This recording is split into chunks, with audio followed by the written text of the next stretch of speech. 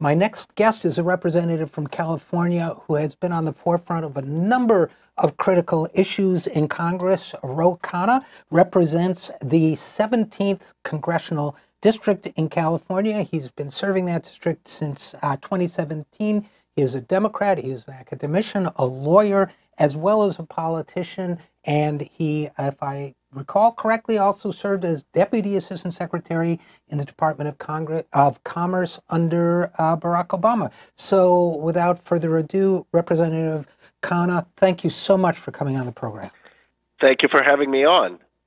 And there were a couple things that I really wanted to talk to you about, one of which was the contractor, the defense contractor known as TransDigm, T-R-A-N-S-D-I-G-M. There was a report that suggested that there were cost overruns there. You and Senator Warren have gotten involved. And I thought it was important for a couple reasons, but could you just let us know what it is you're looking at with this defense contractor, TransDigm? Sure. This was something Senator Warren and I took up almost 2 years ago. TransDigm is a monopoly actor and is emblematic of some of the monopolization of our defense contractors. What they do is they buy up small suppliers to the military, and then they jack up the prices, in some cases 1,000%, 1,500%. We requested a IG report, and the report came back saying that they had grossly ripped off the American taxpayers, at least $16 million, and that was just scratching the surface. And I chaired a committee hearing about a few weeks ago, and actually TransDigm was embarrassed enough that they wrote a check to the Treasury to reimburse the government for $16 million. And it was a concrete step of holding a contractor accountable for total negligence and total manipulation of the system.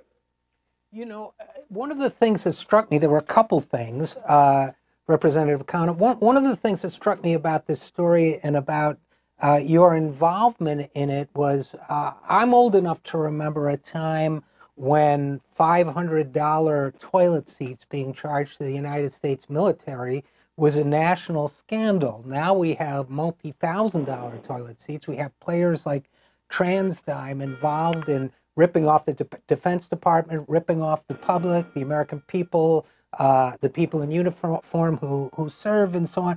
And it strikes me, I've wondered why there hasn't been more outrage the way there used to be over this kind of abuse. I'm hoping that your actions here will help change that. But why do you think that is, that we haven't been as outraged as we used to be?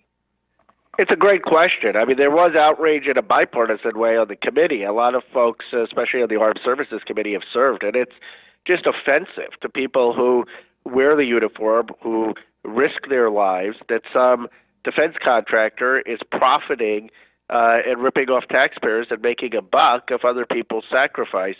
But you're right that it is hard to break through to the broader public. I think part of that is just the cynicism, where people feel that this is commonplace, or that the government often gets ripped off by contractors.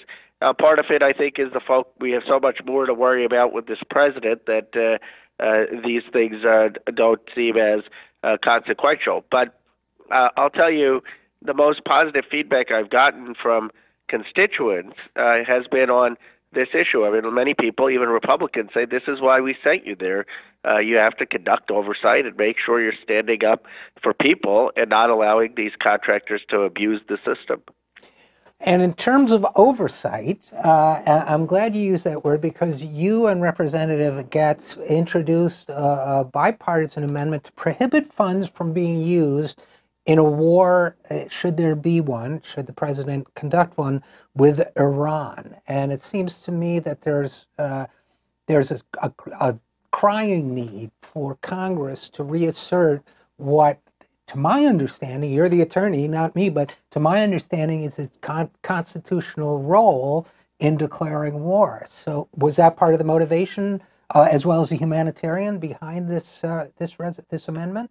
Absolutely. The last thing our country needs is another endless war and another war in the Middle East costing trillions of dollars. We'd rather be investing that money in education and healthcare and infrastructure in our country.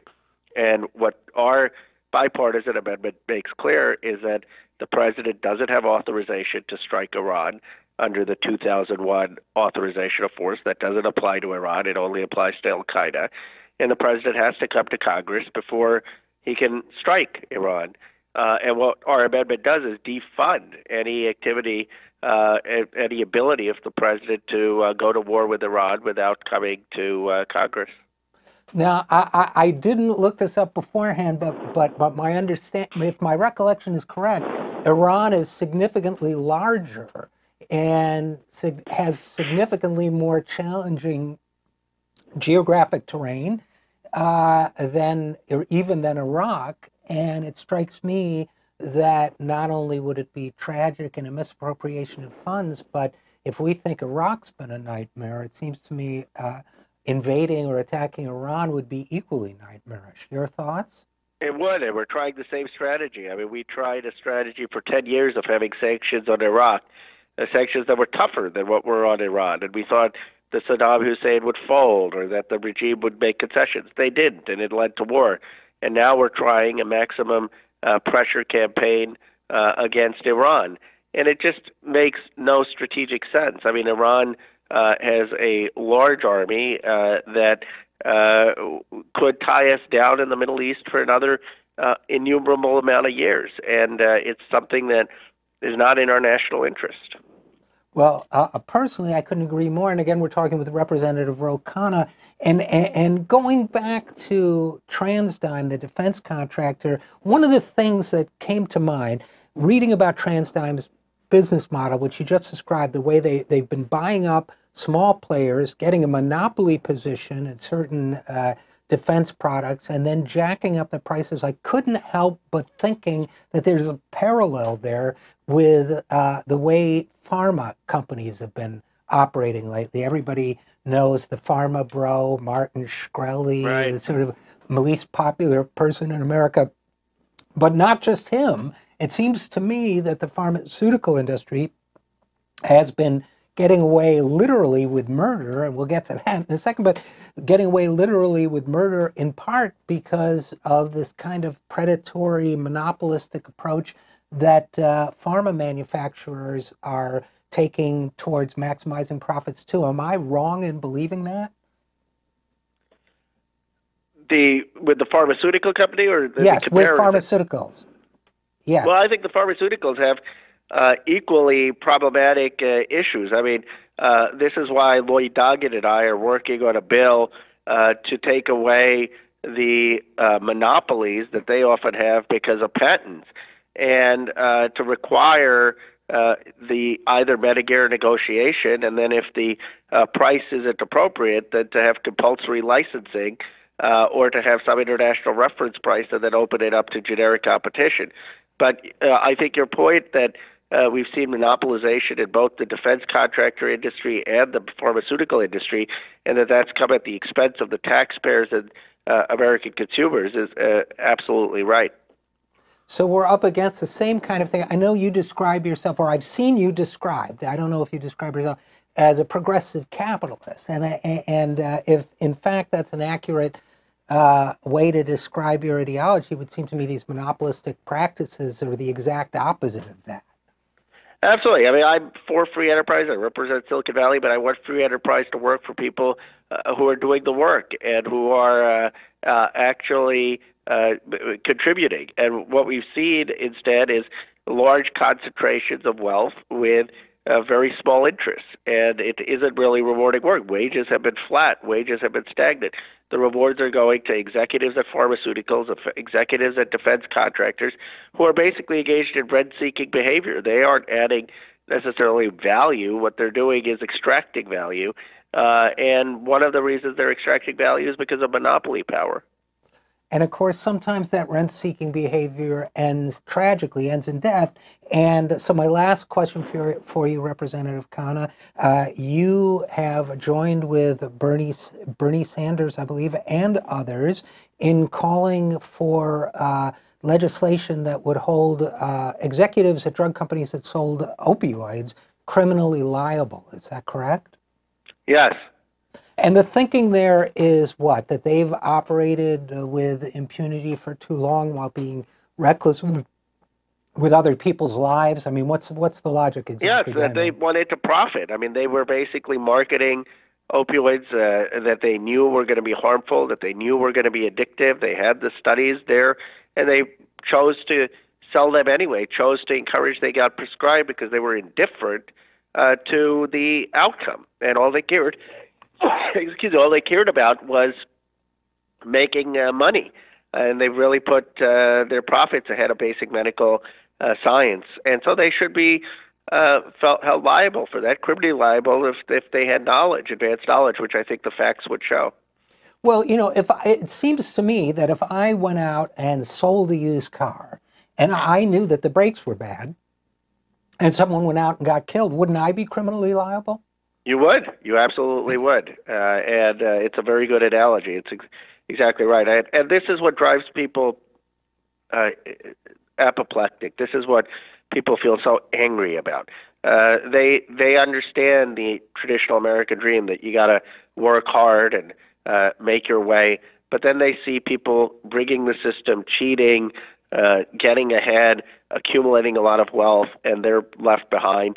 And there's something deeply unfair about it. And if we don't fix this, then you're going to continue to see a revolt against the system that can take an ugly form or a more positive form if we can do it in a way that's inspiring and speaks to people's needs and frustrations. Well, you just laid out two possible futures, one inspiring, one ugly. Last question, I guess, how optimistic are you about the future regarding all of this?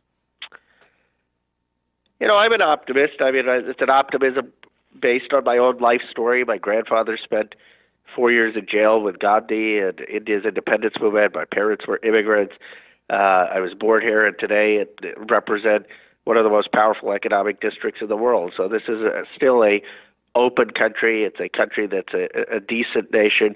And I think we're going through very difficult times with the economic challenges and the demographic challenges, and we need a real way of figuring out how are we going to get economic opportunity not to be concentrated, how are we going to get the rewards of the economy to be better distributed across places and people left behind. And I think that's one of our big challenges as a country.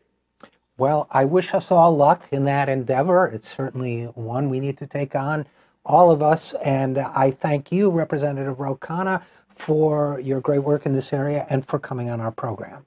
Thank you so much for having me. Our pleasure.